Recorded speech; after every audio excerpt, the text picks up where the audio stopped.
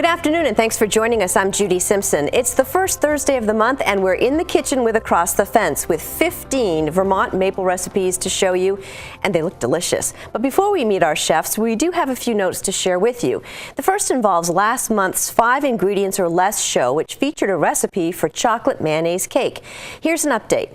In some of the recipes that were distributed, there was an unfortunate omission. So if you ordered the recipes, please check the cake recipe on page 3 and add 1 cup of mayonnaise to the list of ingredients. Again, that's the chocolate mayo cake from last month, which can be found on page 3. Despite our error, that recipe prompted a nice response from Caroline Lamb, one of our loyal viewers in Johnson. Caroline wrote that the chocolate mayonnaise cake brought back memories and that her mom baked nearly every day in a wood-burning stove. We lived on Main Street in Stowe, and during my school years, I had many friends that needed to use the telephone or a place to wait for school activities. A piece of cake and a glass of milk was always there for them. The first cake I baked for a boyfriend was a mayonnaise cake for his birthday. I frosted it with a white confectionery cream frosting. He and I just celebrated our 59th wedding anniversary in February.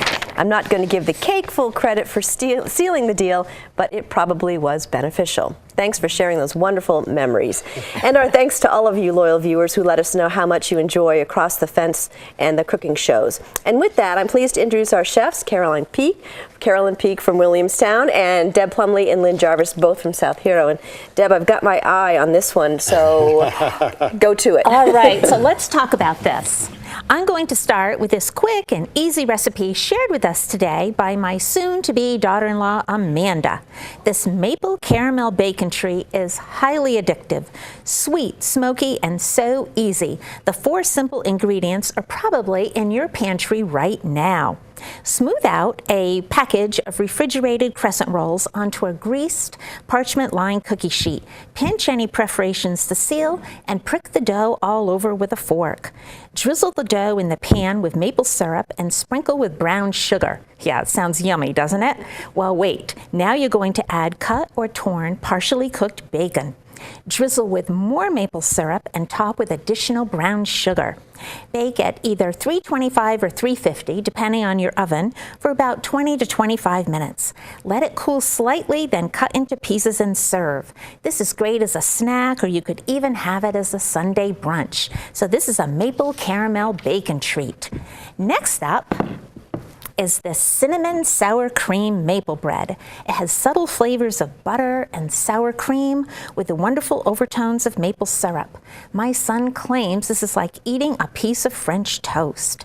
The dough is sweetened with maple syrup and cinnamon sugar.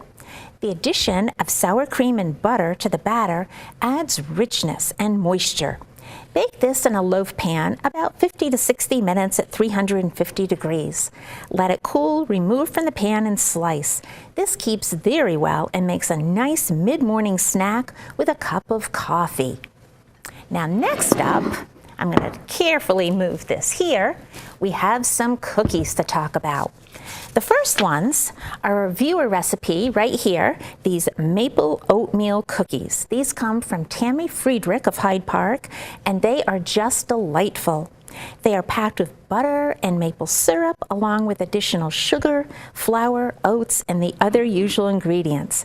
The recipe makes a lot, and if you can keep the family away, they freeze well for later.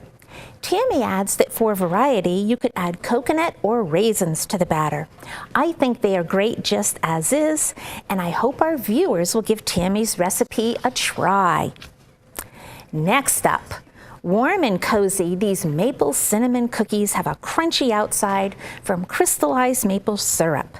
This is a must-try for maple lovers. Mix flour, butter, sugar, maple syrup, and a few other ingredients to make the batter. Chill the dough and shape into balls, roll in cinnamon sugar, and place on a parchment-lined cookie sheet. Flatten the balls slightly with a fork, then brush with additional maple syrup. The cookies do spread out while baking, and the result is a thin, crisp cookie. These are perfect with a nice cold glass of milk. Now, to prove that maple syrup isn't just for desserts, let's talk about this main dish. This recipe for baked chicken with maple butter glaze is from the American Diabetes site. It uses a half of your carbohydrate, 3 lean proteins, and 1/2 fat per serving. Chicken pieces are rubbed with a mixture of cinnamon, cumin, paprika, and salt. Place on a foil-lined baking tray and bake at a very high heat for 15 minutes. Remove from the oven and brush the chicken with a mixture of maple syrup, trans fat-free butter, and Dijon glaze. Cook a little bit longer while the glaze sort of caramelizes on top of the chicken, and oh, it is so yummy. So this is a baked chicken with a maple butter glaze. And Carolyn, I have to tell you, I've had my eyes on that dessert. Okay. So I'm sure the viewers are going to want to hear all about it. Okay. Well, I wound up with basically a bunch of viewer recipes. Some I know where they're from, some I don't. So if I do one that's yours and don't put your address on it, forgive me, please. I'm going to start out with the salad. And this is a French maple dressing, and it's been sitting here so it's kind of separated some, but you would shake it up good. I've got a nice bed of baby spinach leaves. And this is just salad oil, ketchup, dark maple syrup, minced onions, lemon juice, a few spices, and you've got a really nice salad dressing for your salad portion of your meal. And that one is from Eileen Bouchard of Franklin, Vermont. So thank you very much for that one. Now, from Karen Fortin, from Swanton, comes maple pumpkin bread. Now, the thing I loved about this is it makes a lot. It makes either 3 big loaves or 5 or 6 little loaves. I made 2 big ones and 3 little ones. So it's just a standard quick bread recipe, basically, with 3 cups of mashed pumpkin and the maple syrup and all your usual quick bread things, but it's a really nice, moist, ready-to-go kind of bread, so you want to be sure to try that one. Then from Karen Gottlieb of Stowe comes the main course. And I wasn't sure how I was going to like it, but it's like, don't get between me and this dish. It is maple mustard chicken and potatoes. And now, Karen, I hope you'll forgive me because I used boneless, skinless chicken breast instead of the bone-in chicken thighs that your recipe called for. But it is just so good, no matter how you fix it. It uses the chicken, small potatoes cut in half, brown mustard, spicy brown mustard, yellow mustard, and maple syrup, and it is delicious. So be sure you get the recipe and try this. I have, you know, you talk about soup to nuts. Well, I didn't have a soup, but here are the nuts. And it is so easy. This is from Janet Miller. And there's 4 to 6 cups of slightly toasted walnuts and 2 cups of maple syrup. And you just heat your syrup until it's 245 degrees. Have your nuts all in a bowl so that you can mix it all up and put it out on a cookie sheet to let the syrup solidify. And you've got really nice candied nuts, maple candied nuts. Last but not least, we're going to try this and see what happens, because everybody was saying, oh, you always get them to come out so nicely and stuff, and so we're going to find out how well this comes out. I hope you guys haven't jinxed me. This is a pumpkin maple pecan cheesecake. And yeah, I wish I had my wider server, but this is a basic pumpkin cheesecake. It is, regular crumb bottom and everything. And then you just make your custard, put it on, and then you have maple syrup and whipping cream. You cook that all together and add the pecans and put it on top. We're going to dig into that. I'm sure. Thank you very much, Carolyn. Many of you viewers have asked when we'll be doing more travel shows here on Across the Fence.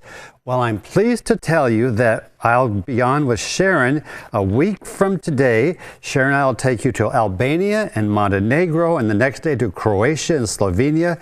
And these are beautiful countries, once part of the former Yugoslavia, that lie on the eastern shores of the beautiful Adriatic Sea. So mark your calendars for April 13th and 14th. And this is Dubrovnik in Croatia. Now, isn't that a beautiful city? Now I'm going to begin with a recipe that I made for you viewers about 20 years ago here on Across the Fence, and it's my Vermont maple stew. Vermont maple stew. It was first submitted by Jan Hall. She's of Lake Elmore. It's been a favorite over the years and one of my favorite all-time maple desserts. Now here it is if you'll take a look at it. It's so easy to make with ground beef, tomatoes, kidney beans, onions, and a half cup of Vermont maple syrup. And I'm going to put some into our bowl here. Now that little bit of Vermont maple syrup adds that special touch that makes it so good and that unique flavor of Vermont. Now I hope you'll give this a try and enjoy it as much as I do. Now we have a salad to go with our stew. It's right here. It's my green salad. It's an apple, cherry, and walnut salad with maple dressing. Now, doesn't that sound good? Now, here you can see our greens, apples, dried cherries, and walnuts. And then I'm going to add this maple dressing. Let me get it open here. Okay, we'll put it on. And that's made with Vermont maple syrup, of course, mayonnaise, and a little bit of vinegar, sugar, and oil. And this is great for any kind of a green salad, and it keeps very well in the refrigerator for later use. Now we need a bread to go with our meal, and here is Vermont streusel bread. It's made in 3 steps. First, you mix together some flour, some baking powder, and some granulated maple sugar. That's the maple sugar that's granulated and pours out like sugar. And then you make a mixture with that, put that with some combined with eggs, some butter, and then a little milk, and that makes the base for the bread. And then you make a filling with walnuts, butter, and cinnamon, a little more maple syrup. And if I lift this up, you can see how well that filling goes into the bread. It's a delicious filling, and I know you'll enjoy this. It makes 2 loaves. You bake it at about 300 for 50 minutes, and you can put one in the freezer for later use, or some of you may have a friend or neighbor that's not feeling well. This would make a great little pick-me-up if you brought a loaf over to them. Okay, now it's time for dessert. I think I'll start with this one right here.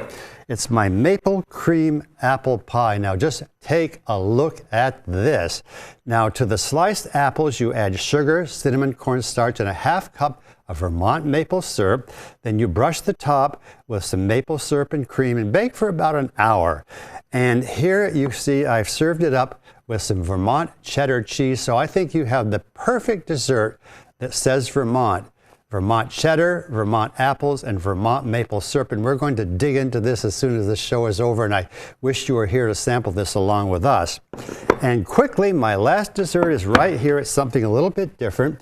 It's from Louise Whitney up in St. Albans. It's her maple kiwi dessert. If you look closely, you can see that it's layered, and then there's grapes in here, strawberries, bananas, kiwi fruits, all flavored with Vermont maple syrup, separated by a little layer of graham cracker with maple syrup to hold it together. Judy, you top it with some whipped cream and kiwis. A dessert fit for a king. My goodness. There's a lot going on in that bowl. There is. Well, there's nothing better than these recipes made with Vermont maple syrup. Absolutely. And as always, there are a couple of different ways you can get these recipes. You can go online to the Across the Fence website. That's go to uvm.edu/extension. Click on the link to Across the Fence and you'll find the recipes on the left-hand side of the web page. To get the recipes by mail, send $2 in a stamped self-addressed business-size envelope to Maple Recipes, Box 188, South Hero, Vermont 05486. And remember, if you're ordering the recipes, to include $2 and a stamped self-addressed business-size envelope. The address again is Maple Recipes, Box 188 in South Hero 05486. Thanks to all our chefs for preparing these delicious recipes. And as we say goodbye by, we encourage you to head to St. Albans for the 51st Annual Vermont Maple Festival. That's coming up April 28th through the 30th. It's always a good time. Our chefs will be back on May 4th with some of their favorite soup and casserole recipes. We'll be looking forward to that. That's our program for today. I'm Judy Simpson. I'll see you again next time on Across the Fence.